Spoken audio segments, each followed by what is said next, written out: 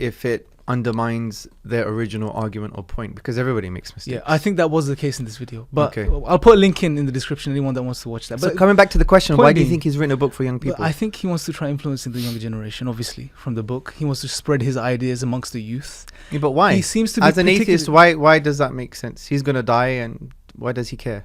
That's a very good question, bro. Why does anything make sense on atheism? You know, why? What drives you as an atheist to even write?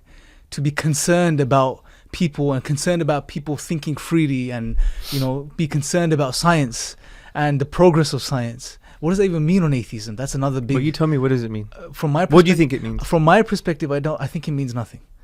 Because if we're really brutally honest, bro, when you deny God, and you deny a creator, and you adopt philosophical naturalism, which generally speaking most atheists would ascribe to. Which is the view that there is no divine, there is no supernatural, everything can be explained by physical processes. Yes, Yeah. when you adopt that, then you essentially live in a very cold universe.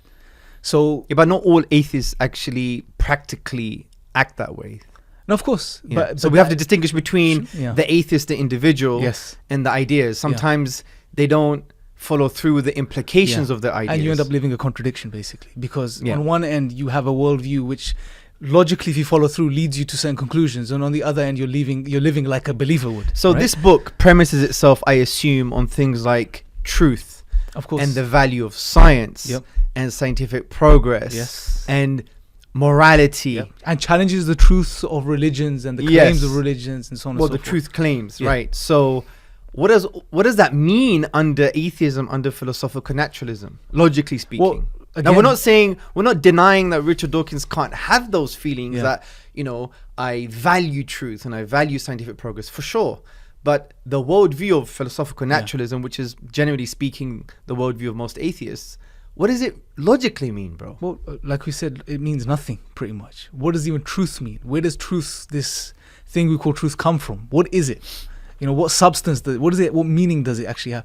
These are big questions, but essentially nothing, because you live in a cold world, which is an accident, is a result of just random physical happenings and processes, and we've just accidentally ended up with everything that we have around us, including ourselves, and therefore accidents don't have a purpose.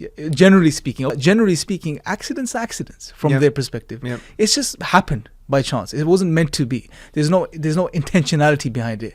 There's no driving mind or creator behind it. It's just random. So there's no intentionality, no Yeah. intended direction to the world or to things. Absolutely. So why would truth make any sense? We did this yesterday when you covered Evolutionary reliabilism, right? Yeah. And you went into this in a lot of detail, right? And it was phenomenal. It was actually mind blowing from that perspective, because when you realize you go down the rabbit hole, there's really nothing there, right? And it's a very dark and bleak place from many different perspectives when it comes to truth as well, because when it comes to our rational faculties, something Dawkins is engaged in using when writing this book, and we're making truth claims in this book, which it's truth claims without references or any substantial evidence, and he's all about evidence. That's a big question now. You're an atheist. I'm assuming you're a philosophical naturalist, which he seems to be. On such a worldview, if you look at human rational faculties, in a nutshell, if I was to summarize it, is that you cannot account for your rational truth-bearing rational faculties, right? Because survival is not contingent or dependent upon truth, right?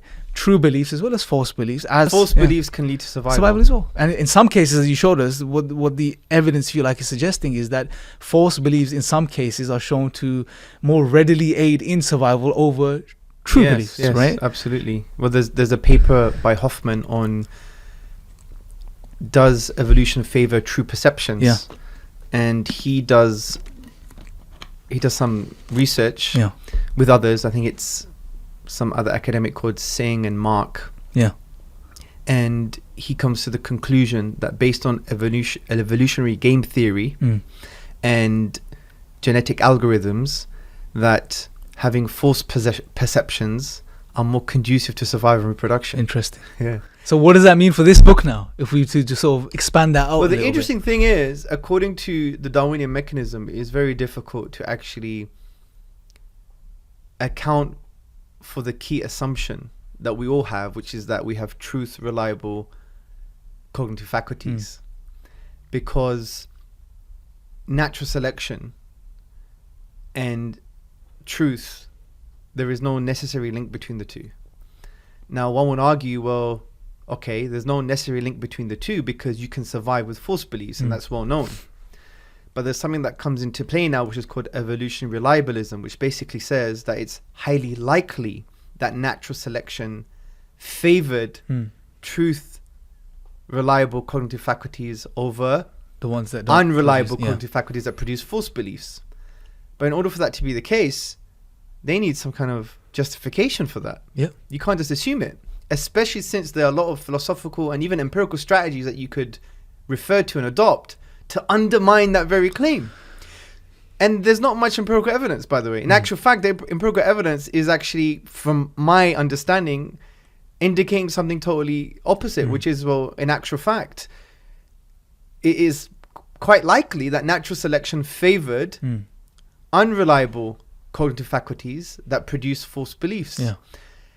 And that's when you consider a basic understanding of evolution. If you have the more correct understanding, which is that there's not only one mechanism, which is natural selection, you have another mechanism as well, which is genetic drift, which is fundamentally random. And that itself just basically creates far more problems. Look, we're not going to discuss evolutionary reliability. We're going to do a separate video on that. We'll do a separate video. Yeah. But the point is, it's quite interesting because what he's advocating undermines in some way the key assumption of the book, which is that he has reliable cognitive faculties that can produce true beliefs. Yes. Which is very interesting. But we'll expand on that philosophically and academically another show. Yes. Yep. Yes, definitely. Now, so I'm going to break this down in let's get to the a book. structured way. Yes.